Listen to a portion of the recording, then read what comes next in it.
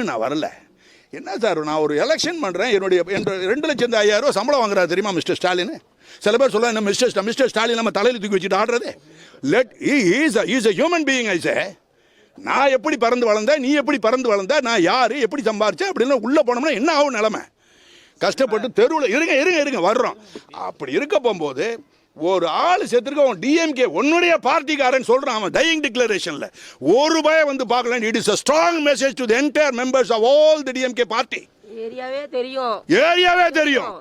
திருப்பரங்குன்றம் தீபத்தூணில் தீபமேற்றும் விவகாரத்தில் ஆளும் அரசின் மீது குற்றம் சாட்டி திமுகவை சேர்ந்த பூரணச்சந்திரன் தற்கொலை செய்து கொண்ட சம்பவத்தில் அவர் மீது திமுகவினரே சில அவதூறுகளை அள்ளி வீசியதற்கு எதிர்ப்பு தெரிவித்தும் இறந்தவரை கட்சியைச் சேர்ந்த ஒருவர் கூட எட்டி பார்க்கவில்லை என்ற ஆதங்கத்திலும் ஆளும் அரசை மிக கடுமையாக சாடியிருக்கிறார் ஓய்வு பெற்ற ஐஜி பொன்மாணிக்கவேல்.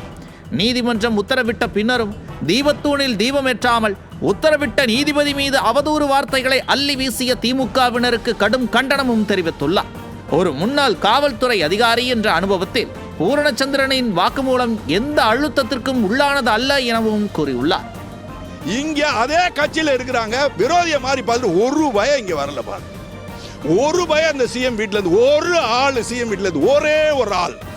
கர்டிசி மனித பிறவிக்கு ஒரு டிஎம்கே நம்ம சொல்றோம், இவங்கெல்லாம் சொல்றது இல்லை, அவருடைய வாக்குல இருந்து வருது. I believe the version. அந்த declaration dying declaration I trust it.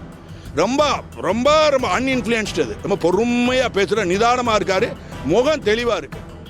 ஆடியோவில் கூறப்பட்டதை போல அவரது இறப்பிற்கு முழு காரணமான ஆளும் அரசின் முதலமைச்சர் ஸ்டாலின் மீது அவரது கட்டுப்பாட்டில் உள்ள காவல்துறையை வழக்கு பதியுமா எனவும் வினவியுள்ளார்.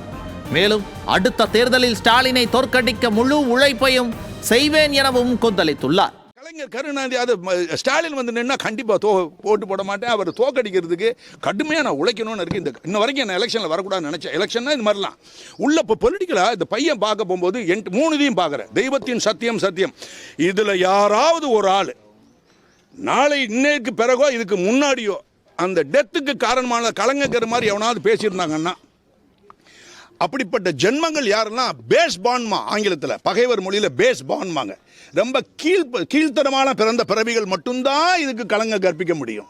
அதுக்காக நான் இங்கே வரல. இந்த மாதிரி ஒரு கீழ்த்தரம் இல்லை, கீழ்த்தரமாகவும் தவறி பிறந்தவர்கள் அவங்களால தான் இந்த காரணத்தை சொல்ல முடியும். ரொம்ப கடுமையாக நான் சொல்கிறேன், வார்த்தை அடிவகத்திலேருந்து வருது, கஷ்டப்படுறேன். பியூர் ரொம்ப ரொம்ப நியாயமான பையன்.